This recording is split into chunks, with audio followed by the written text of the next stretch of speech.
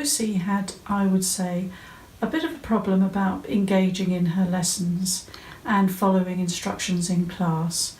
Lucy really enjoyed small world play and playing with Play-Doh, and all of a sudden we found ourselves creating stories using the Play-Doh and the small world play. She loved her imagination.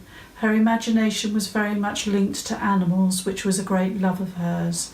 And so these stories took on a royal flavour, where the characters all were involved in going to the royal palace for a disco.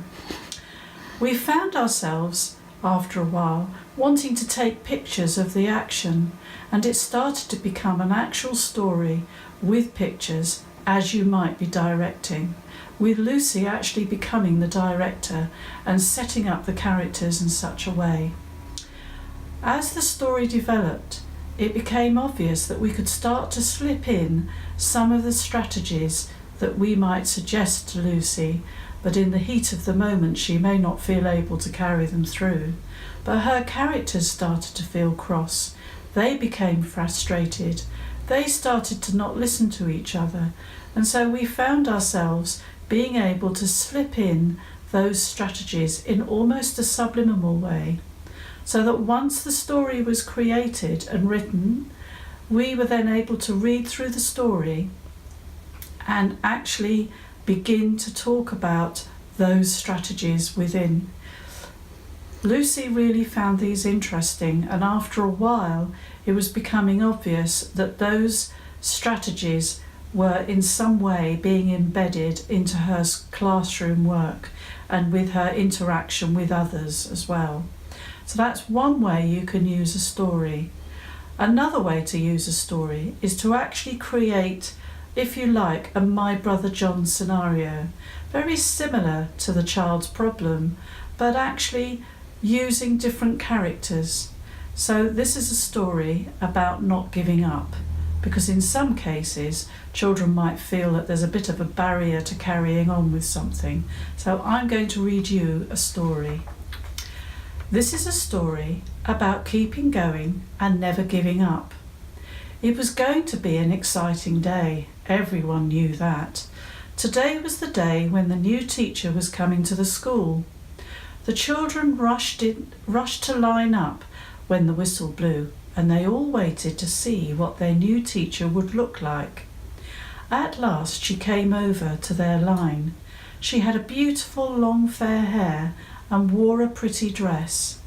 "My name is Miss Baker, and I am your new teacher. Let's go into class and get to know each other." Soon the children were all sitting on the carpet answering the register. Each time Miss Baker called a name, she looked at the child so she could learn their names. "I might need your help whilst I'm learning your name," she said. Miss Baker explained that the first lesson was literacy and that they were going to write a story together. One of the children asked if she could be helping them, and Miss Baker said that she would help them to get started, and then she would like them to try and work independently. Joe and Lisa were worried. They found it difficult to work on their own and sometimes needed help. Soon all the children were organised and settled. Joe had his pencils and paper ready, but he couldn't settle and began looking around the class. Everyone was working except him. Miss Baker noticed Joe and came over to him to ask if he was all right, and Joe explained that he always found it difficult to begin. Miss Baker smiled and said that she was always had a special way to begin working herself, and she showed him her special tick list that she used to remind herself of what she had to do. Joe looked at this tick list. It looked like a shopping list. It told him to find his pencil, write his name and the date.